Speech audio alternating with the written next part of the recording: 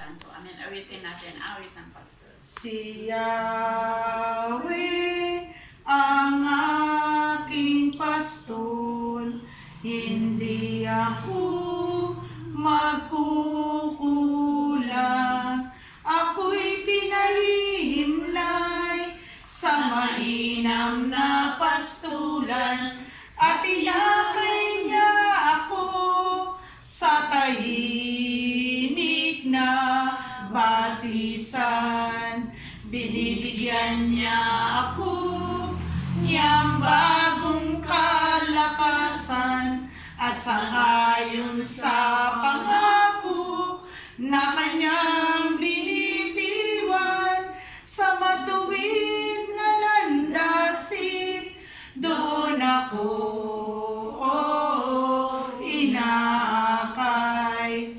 Kahit na ang daang iyo'y tumatahak sa karimlan, hindi ako matatakot, pagkat ika'y kaagapay. Ang tungkod mo at pamalo, ang gabay ko at sanggalang. Sa harapan ng lingkod mo, ikaw ay may handang dulang. Ito'y iyong ginagawa, nakikita ng kaaway. Nalulugod ka sa akin, na ulo ko ay langisan, at pati na ang saro ko ay iyong pinaapaw. Tunay ang pag-ibig mo at ang iyong kabutihan, sa aking tataglayin habang ako'y nabubuhay. Doon ako sa templo mo, lalagi at mananahan. Kahit na ang daang iyo'y tumatahak sa karimlan, hindi ako matatakot, pagkat ika'y kaagapay. Ang tungkod mo at pamalo, ang gabay ko at sanggalang. Ang gabay ko at sanggalang. Ang gabay ko at sanggalang. Sa ngalan ng Ama, ng Anak, ng Espiritu Santo. Diyos ang makapangyarihan sa lahat, kami pinagpupuri, nagpapasalamat sa iyo, Panginoon. Muli po nandito kami sa banal niyong harapan upang purihin, sambahin, dakilain at luwalhatiin ka sa mga oras na ito. Maraming salamat po sa tahanang ito, sa pamilya Cotelo, Panginoon, na patuloy at laging tumatanggap sa ating mahal na Inang Birhen. Naway pagkaloob niyo po sa tahanang ito ang kapayapaan, ang pag-ibig na nagmumula sa iyo, Panginoon.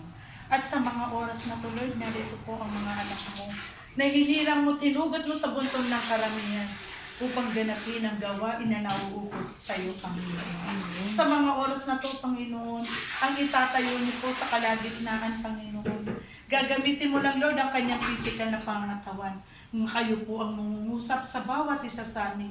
At ang mapapakinggan namin, Panginoon, ipasok niyo po sa puso namin, sa isip namin, upang itimaginda ng aming pamumuhay sa araw-araw.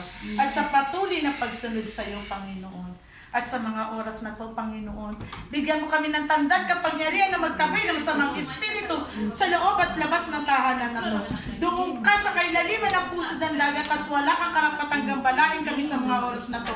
Dahil ang nananahan sa tahanan na to, yung banal na espiritu ng aming Panginoong Yesus sa mga oras na to. In the mighty name of Jesus of Nazareth. In the mighty name of Jesus of Nazareth. At sa mga oras na to, Lord, narito po ang mga anak mo. Nanawa po, Lord, sa mga oras na to, damin niyo po ang puso at isipan namin. Kayo pong higit na nakakakilala sa aming Panginoon. At kung ano man po ang kahilingan ng bawat isa na narito, Panginoon, ipagkaloob mo po ayon sa iyong kalooban. Ang lahat ng ito, Panginoon, ay binabalik namin ng papuri, pasasalamat. Sa pangalan ni Jesus namin tagapagligtas. Hallelujah, hallelujah, hallelujah. Sa isang tinig, luwalhati, sama sa Anak, sa Espiritu Santo, kapara na sa unang-una ngayon, magpakailanman, magpasawalang hanggan. Sa ngalan ng Mama Espiritu Santo. Seek ye first thy kingdom of God, and His rise to His needs, and all those things shall be added unto you. Alleluia, alleluia. Ang salita ng Diyos ay ating dinggin, magmahalan, manalangin. Ang salita ng Diyos ay ating dinggin, awitan siya, hallelujah. Ang pag-ibig at pagpapala ng ating Panginoon ay sumating lahat. Amen. Ang mabuting balita ng ating Panginoon ayon kay San Lucas. Papuri sa iyo, Panginoon ko sa Kristo. Basahin. Saan ba? Makakalimutin ako. Ito lang. Opo. Ipalagay natin kayo'y may aliping nag-aararo o nagpapastol kaya ng tupa. Pagkagaling niya sa bukid, sasabihin ba ninyo sa kanya, halika at nang makakain ka na? Hindi, sa halip ay ganito ang sinasabi ninyo. Ipaghanda mo ako ng hapunan, magbihis ka at silbihan mo ako habang ako'y kumakain. Kumain ka pagkakain ko. Pinasasalamatan ba ang alipin dahil sa ginawa niya? Ang iniutos sa kanya, gayon din naman kayo kapag nagawa na ninyo ang lahat ng inutos sa inyo.